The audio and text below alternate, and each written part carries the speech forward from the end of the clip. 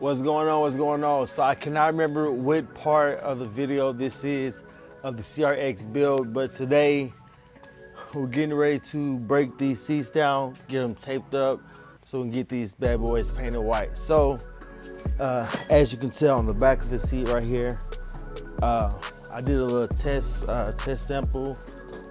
Where is it at? Here it goes. It is with the Duplicolor vinyl and fabric spray. So I kind of just took some acetone, cleaned off a little area right here on the back of my seat, and it's went to work. Also, in all the videos on YouTube or online, no one talks about this, the Duplicolor plastic adhesion promoter. This right here. So this goes on before you apply the Duplicolor, just to give a little bit more of a sticky surface, pretty much like a primer. Just make the paint stick better, and you kind of go until you get the coverage that you want. And I tell you right now, this right here, I'm gonna hold it up for a second. This right here, this took about, I don't know, six, seven different coats, but it is white. I mean, icy white. So if you can't tell already, yes, that is the color of the seats. It's going to be completely white with the black pip striping and all the black little inner tubings. We're going to keep those parts black, and then maybe a custom little bit embroidery here and there, but we shall see. But yeah, it's going to be super cool with the white interior. The reason why I'm going with the white is because the dash, everything, we're going to be doing a process called flocking. That's going to be its own little project, but with flocking this is pretty much like putting suede materials for racing back in the day to help reduce the glare from the dashboard from the windshield, but it has suede materials. So it's going to give it the look of suede, so it's going to give it a nice little look. So we're going to offset that with the suede, black suede with the white seats. So with that being said, at least get my bike poured out so we can at least break the seats down, separate the tops from the bottom, and pretty much start taping the process, and then go get as many cans of the Duplicolor that we can find at O'Reilly's. Shout out to my guy over there. He had one can left, so, but yeah. So anyways, he got a whole box for me up there. Hopefully he still has a whole bunch left, so let's get into it. Let's get the bike poured out.